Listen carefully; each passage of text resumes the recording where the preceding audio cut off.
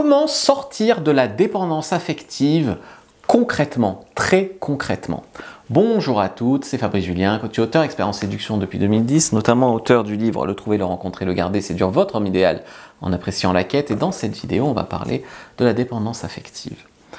Et quand on a vécu de la dépendance affective, on a souffert. Et donc en amour, on a tendance à un petit peu être méfiante, se refermer, vouloir se protéger, vouloir ne plus se faire piéger, voire se piéger soi-même. On a envie d'avoir une approche beaucoup plus saine, beaucoup plus apaisée du couple et de l'amour.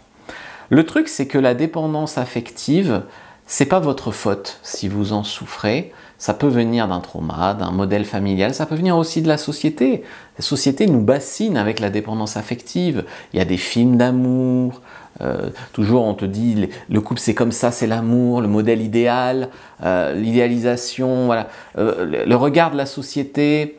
Voilà. En fait, des fois on se dit ma valeur dépend du regard de la société et la société dit que les gens en couple sont meilleurs que les autres. Et donc en fait, tu as une dépendance des fois à cet homme, parce qu'il appuie sur une de tes faiblesses, et des fois tu as une dépendance au couple, pour ce que ça te renvoie comme image de toi, parce que tu as des besoins que tu n'arrives pas en toi à te combler seul, et c'est bien dommage. Moi par exemple, quand j'ai commencé, j'étais un peu jaloux pour mes copines, mes premières copines. Je me rappelle une qui s'appelait Marion, qui était vraiment toute timide, toute mignonne comme tout. Elle était, voilà, ça aurait pu. Et puis un jour, elle m'a dit, en fait, même pas elle m'a dit, je crois que c'est un mec qui a commenté sur son Facebook, et puis je lui ai demandé qui c'est, elle m'a dit c'est mon ex. Et là, je me suis mis à imaginer que le mec avait couché avec elle, et je me suis mis à être jaloux postérieurement d'un ex, tu vois. Et j'étais un peu toxique pour elle, je la faisais chier avec son ex alors qu'elle s'en foutait de son ex, tu vois. J'avais finalement peu confiance en moi, je me sentais nul, et même si j'avais les meilleures intentions du monde, j'étais un peu possessif, quoi. Et voilà, j'étais un peu toxique. Alors depuis, j'ai beaucoup travaillé sur moi, hein. J'ai fait du développement personnel, j'ai même fait une thérapie avec un psy. C'est beaucoup de choses pour me libérer de mes schémas, de mon auto-sabotage, de mes peurs. Et si vous revivez d'ailleurs très souvent les mêmes schémas et que vous vous sentez en dépendance affective, c'est une étape qui pourrait vraiment vous aider. On parle des fois de blessures de l'âme, on parle de psychiatrice, c'est-à-dire de cicatrices de l'esprit. Des fois c'est une dépression aussi qui peut te rendre comme ça, un traumatisme. Il y a des solutions. La dépendance affective est une dysfonction, c'est pas une maladie, c'est une dysfonction.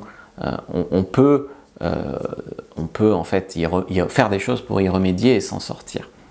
Je vous ai fait une fiche d'ailleurs complètement gratuite sur comment sortir de la dépendance affective. Prenez-la, hein, il y a plein de conseils dedans. Prenez-la maintenant, elle est gratuite. Hein, commentaire épinglé, voilà, prenez-la. Premier conseil que je vais vous donner ici, c'est se créer une vie passionnante. Ce qui est un conseil qui revient beaucoup dans la séduction pour femmes et pour hommes d'ailleurs, c'est faire un peu de sport, avoir des passions, avoir d'autres sources d'amour et de reconnaissance que cet homme. Ça peut être la famille, ça peut être un animal, ça peut être... Voilà. Pourquoi? Parce que quand tu as ça, ça équilibre tout de suite ta vie. Au lieu d'être à fond sur un mec et d'annuler tout ce que tu fais pour le voir, tu as ta séance de sport, tu as ta famille à voir, tu as ci, tu as ça. Ça équilibre. Et en fait, même si tu es étouffante, dépendante, eh bien ça t'équilibre la vie et ça te rend moins étouffante, dépendante. Donc ça te permet d'être en couple sainement. Donc te créer une vie entière.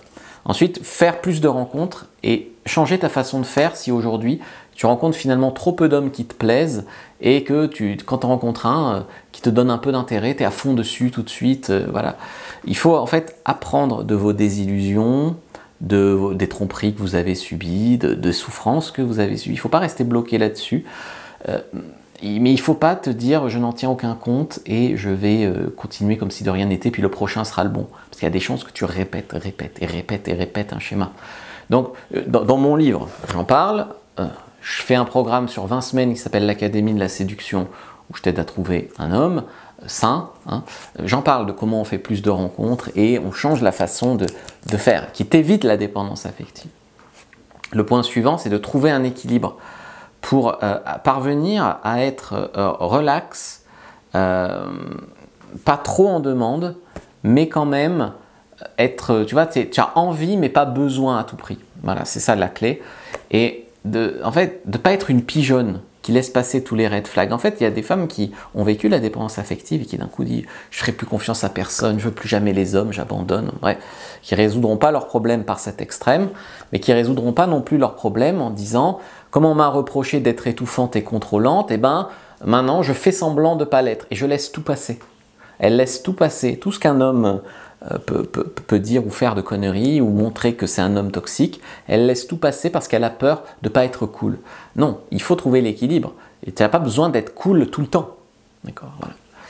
Et ensuite, devenir un peu exigeante et mettre des limites, c'est ce qui te permettra aussi de sortir de la dépendance affective, parce que la dépendance affective mène aux relations toxiques.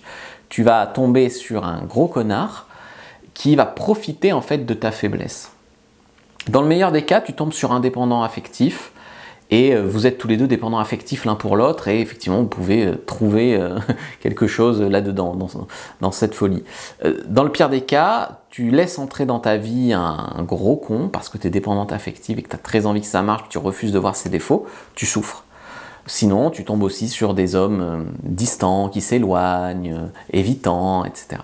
Donc, il y a guère d'autres solutions que de travailler là-dessus, sur les blessures qui t'ont mené là, sur ton attitude qui fait que tu continues à avoir ce comportement et t'en sortir. Il n'y a pas de solution miracle, je suis désolé, je t'ai quand même fait la fiche gratuite, prends-la, sur la dépendance, comment sortir de la dépendance affective. Likez, commentez, partagez. Puis j'ai aussi un livre sur se libérer de la dépendance affective que vous trouverez sur ma boutique.